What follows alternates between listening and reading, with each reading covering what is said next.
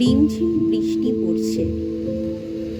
গাছগুলো বৃষ্টির জলে স্নান করে যেন তাদের নগ্ন রূপ দেখাচ্ছে।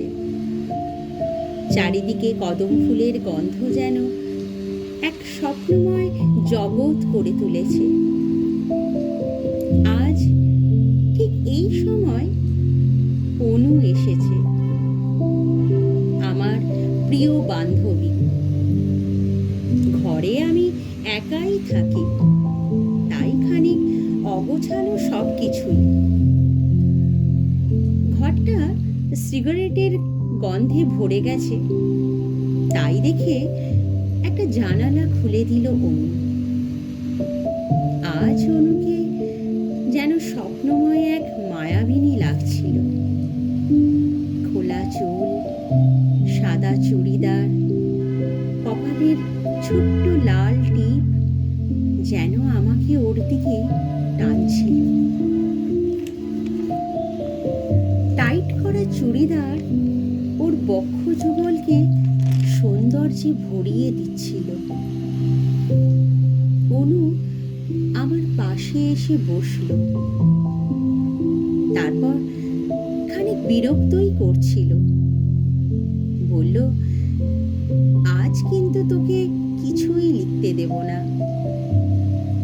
হঠাৎ রাগে ওর খোলা চুল হাতের মুঠোয় ধরে টান দিলাম। দেখলাম অনুর মুখ, ওর গরম নিঃশ্বাস, লাল লিপস্টিক দেওয়া ওর ঠোঁট যুগল আমার ঠোঁটের সামনে। চোখ বন্ধ করে আছে আমার অনু। নিজের অজান্তেই বান্ধবীটিকে আলতো করে জড়িয়ে ওর নরম ঠোঁটে বার কয়েক চুম্বনের শিলমোহর বসালাম।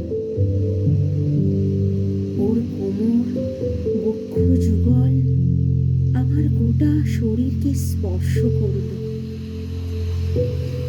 অনু একবার শুধু বলল, ছাড়, আর না, আর একদম এগোবি না রূপম, এবার ছাড়।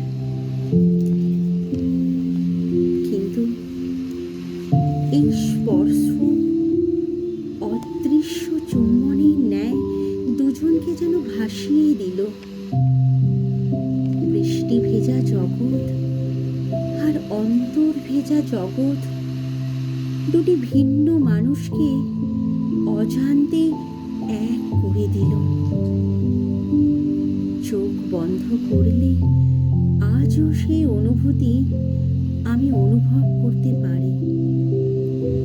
লজ্জায় লাল হওয়া আমার অনু সেদিন দৌড়ে ঘর থেকে চলে যেতে চেয়েছিল। যাওয়ার সময় মোড়ের মাথায় আমার অনু দেখতেই পেল না যে তাকে ক্ষত বিক্ষত করার জন্য কেউ ধেয়ে আসছে। সাদা চুড়িদার রক্তে লাল হয়ে গেল। আজও মনে পড়ে রে অনু, তোর সেই স্পর্শ আমার জীবনটাই পাল্টে দিয়েছে রে। নমস্কার। কবিতার নাম স্পর্শ। এটি স্বরচিত কবিতা। মৌসুমী।